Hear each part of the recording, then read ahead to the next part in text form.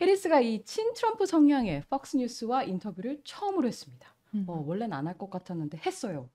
이게 해리스에게 과연 득이 될지 실이 될지 사실 인터뷰 하기 전부터 말이 많았는데 어떻게 보세요? 뭐 득점했다고는 말씀을 못 드리겠지만 뭐 실점하진 않았다 뭐 이 정도로 좀 가름하고 말겠습니다. 예. 인터뷰 안 보신 거 아니에요?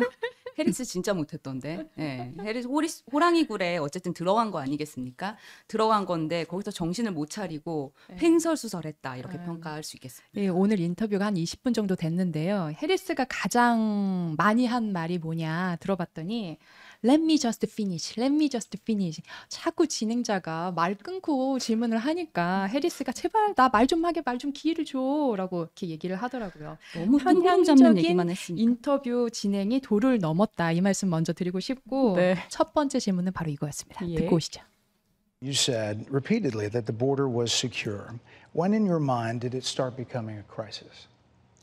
I think we've had a broken immigration system transcending, by the way, Donald Trump's administration even before. Let's all be honest about that. I have no pride in saying that this is a perfect immigration system. I've been clear. I think we all are.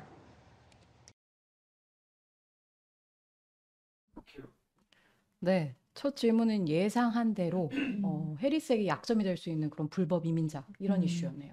네, 진행자가 이제 불법 이민자의 범죄 행위에 의해서 그 자식을 잃은 여성 영상을 보여주면서 이제 해리스한테 물어봅니다. 이제 불법 이민자 문제를 뭐 해결하기 위해 해결책이 좀 없지 않느냐 이렇게 얘기를 하는데요. 해리스는 유감스러운 일이다라고 말하면서도 그런데 불법 이민자 문제 바이든 때만 그랬었던 거 아니잖아. 뭐 솔직히 트럼프 때도 그랬고 뭐 보다 솔직히 말하자면 그 이전부터 불법 이민자 문제 있어 왔지 않느냐 이렇게 말을 하는데요. 그런데 트럼프의 방해로 바이든 행정부가 마련한 포괄적 국경 안보 법안이 좌초가 됐고 해결돼서 그렇기 때문에 해결되지 못하고 있기 때문에 이러한 일이 벌어지고 있는 거다. 이제 문제의 원인, 이 불법 이민자의 문제의 원인을 이제 트럼프 쪽으로 이제 몰아가려는 노력을 보였습니다. 근데 사실 국경 문제 자체는 바이든 행정부 실책이 가장 큰 건데 지금 이거를 이제 트럼프 잘못인 것처럼 막 몰고 가려고 하니까 이제 진행자가 막 끼어들어요. 진행자가 끼어들어서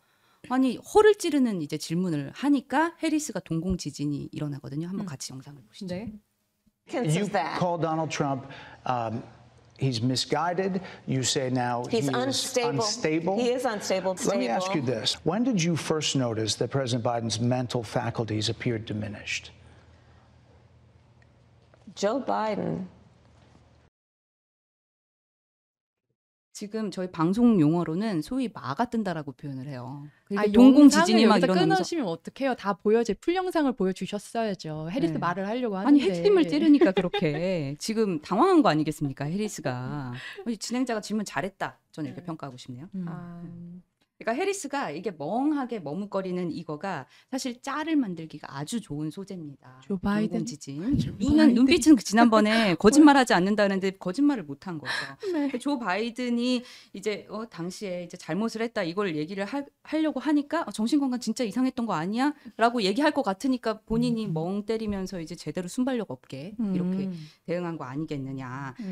이것만 봐도 해리스가 얼마나 스마트하지 않은지 다 보여주는 장면이다. 인터뷰도 정말 못한다. 이렇게 평가할 수 있겠습니다. 아니, 자꾸 이제 편향적인 질문을 그 폭스뉴스 진행자가 하니까 어이가 없어서 해리스가 벙찐 거죠. 저렇게 어떻게 됐냐면 트럼프 정신건강 문제 얘기를 하다가 바이든 건강 문제를 갑자기 꺼낸 거예요. 갑자기 왜 바이든을 왜 트냐고요. 이제 뭐 어깨 보시는 분들께서 좀 오해가 있으실 것 같아서 해리스가 조 바이든 한 다음에 뭐라고 말을 하면 그봐 본인도 인정하네. 멍 때린 이후에 뭐라고 말을 했냐면 바이든 대통령 그 대통령 상황실에서 열심히 일을 했다. 미국 국민들을 대신해 매우 중요한 결정을 내리는 데 있어서 좋은 판단력과 경험을 가지고 일을 했다. 그랬더니 진행자가 또 도발을 합니다.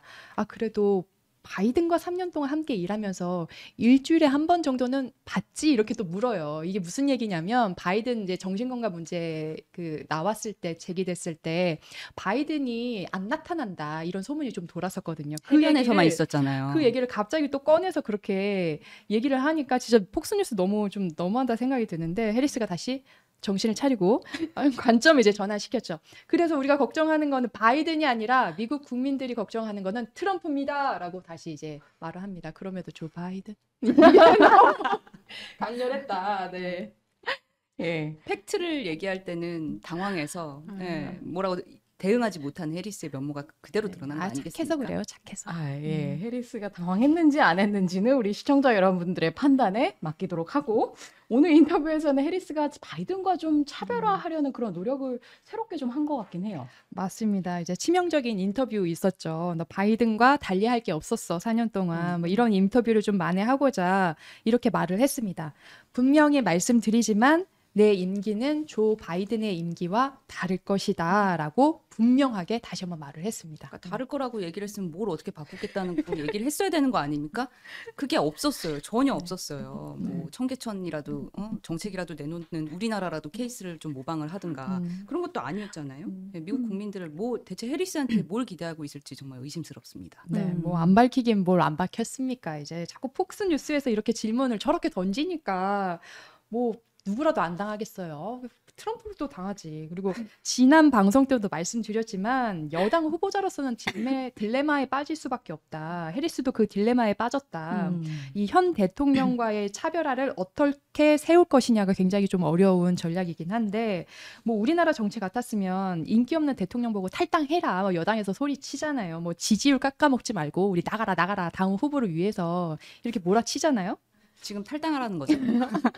탈당하고 바이든 행정부 지금 뒷밟으라는 거 아니에요? 뭐 내려오시면 해리 소연 아니고 트럼 소연? 네, 일단 그래프 한번 보시죠. 이제 예. 트럼프가 공격하는 게 해리스를 공격하는 게 이제 바이든 행정부 때 그 인플레이션 이렇게 물가가 많이 올랐다고 자꾸 이렇게 공격을 하시는데 지금 보고 계시는 게 바로 미국 국내 총생산 GDP 지수입니다. 이거 그래프 보시면 트럼프 때 뚝 떨어지는 거 보시죠. 자, 화살표 보시면 바닥을 기어 다니고 있습니다. 이렇게 바닥을 친 적이 없어요. 그 미국 역대 봤을 때. 여기 퍼스트 코비드라고 써 있잖아요. 퍼스트 코비드. 저거 그 코로나 때라는 거 아니겠어요? 그러니까 어쩔 수 없는 거죠. 뭐 알겠습니다. 그런데 이제 전반적으로 경제 성장 지수를 한번 보십시오. 다시 한번 보여주실까? 이제 트럼프나 바이든이나 이제 전체적으로 보면 비슷합니다. 한 2%포인트, 2%대 성장세를 보이는 게 좀 비슷하고요. 뭐 트럼프 때 경제가 좋았는데 뭐 바이든 때 경제가 나빠졌다. 이렇게 몰아붙일 수만 있느냐. 저는 그렇게 보고 있고요. 그리고 다음 사진 한번 보여주실까요? 이게 지금 보고 계시는 게 미국 내 일자리 수인데요. 트럼프 때 줄어든 일자리 수를 바이든이 이제 멱살 잡고 끌어올리는 걸 지금 보실 수 있습니다. 이제 바이든 행정부 말에 가면 16,000만 개의 새로운 일자리를 창출했는데요. 이건 미국 노동통계국 자료입니다. 이제 해리스가 바이든의 정신을 이어받아서 성장세를 이어갈 때라고 저는 보고 있습니다. 저거는 아까 전에 그 보여주셨던 그 그래프랑 되게 이건 연구가 좀 필요하겠지만 굉장히 겹치는 부분 아니겠어요? 저렇게 그치, 떨어진 거는 코로나 때 이렇게 뚝 떨어졌었던 거거든요.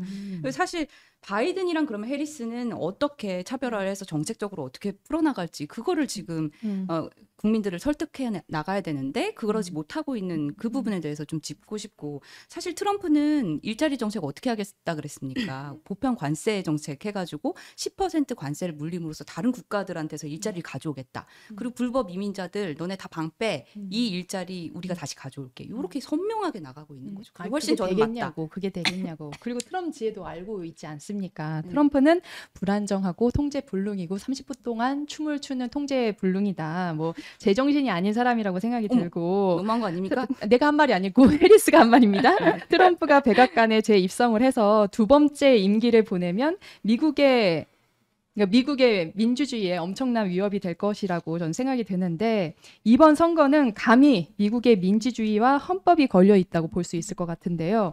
미국 국민들이 감옥에 갇히거나 군의 표적이 될 수 있다는 두려움 없이 자유롭게 말하고 그리고 대통령을 비판할 수 있는 나라인지를 결정할 수 있는 선거가 바로 이번 선거다. 그렇게 해리스 캠프 측은 보고 있습니다. 네. 이번 주제는 어쨌든 해리 소연의 조 바이든? 조 바이든 이겁니다. 예. 이걸로 마무리하도록 하고요.